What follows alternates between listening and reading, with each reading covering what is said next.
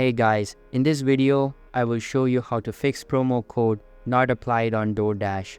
Alright, let's begin. We're going to see why your DoorDash code isn't working and what you can do to make it work. Now, first of all, what you can do is you can check your Wi-Fi connection, or you can check your other connections that could be interfering with your mobile phone while you're ordering something, since that could sometimes be the reason as well. And after you've seen if your Wi-Fi connection is weak or strong, you can proceed again.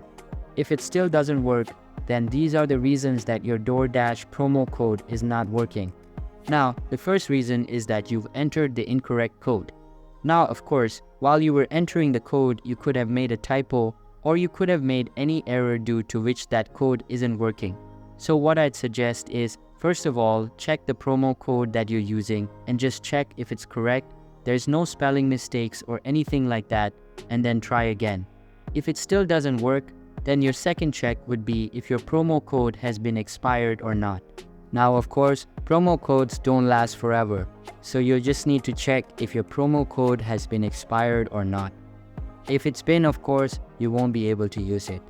And apart from that, another thing that you can check is the terms and conditions of your voucher code.